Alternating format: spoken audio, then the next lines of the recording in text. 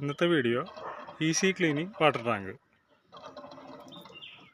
Easy cleaning water tank എന്ന് പറയുമ്പോൾ വളരെ ഈസിയാണ് ക്ലീൻ ചെയ്യാനായിട്ട്. മോട്ടർ റൺ ചെയ്യിക്കുക, അതിനുശേഷം ഈ ഡ്രെയിൻ ഔട്ട് ഒരു വാൽവുണ്ട്, ആ വാൽവ് ഓൺ ചെയ്യുക, അത്രയേ ഉള്ളൂ. ഇനി ഇത് എങ്ങനെ വർക്കൗട്ട് ആവുമെന്ന് നോക്കാം. പ്ലംബർമാരെ സംബന്ധിച്ചിടത്തോളം ഇത് കണക്ട് ചെയ്യാനായിട്ട് വളരെ എളുപ്പമാണ്. മോട്ടറിൽ നിന്ന് വരുന്ന ലൈൻ സാധാരണ ടാങ്കിൽ കൊടുക്കുന്നത് മാതിരി തന്നെ കൊടുക്കുക, അത്രയേ ഉള്ളൂ.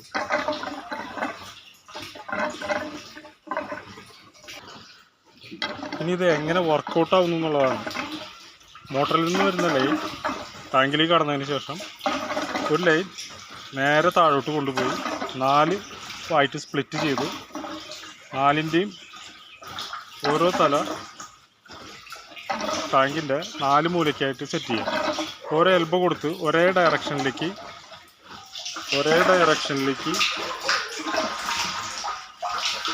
കാണുന്നില്ലേ, അതുപോലെ ഒരേ ഡയറക്ഷനിലേക്ക് തിരിച്ചു നിർത്തുമ്പോൾ മോട്ടോർ വർക്ക് ചെയ്യുന്ന സമയത്ത് വെള്ളം ഒരേ ഡയറക്ഷനിൽ കറങ്ങിക്കൊണ്ടിരിക്കുമ്പോൾ ഇതിലുണ്ടാകുന്ന വരുന്ന അണുക്കളും ചെളികളും എല്ലാം നേരെ ഡ്രെയിൻ ഔട്ട്, നേരെ സെൻറ്ററിലാണ് ഡ്രെയിൻ ഔട്ട് കൊടുത്തിട്ടുണ്ടാവുക. ആ ഡ്രെയിൻ ഔട്ടിലേക്ക് വന്ന് ചാടും.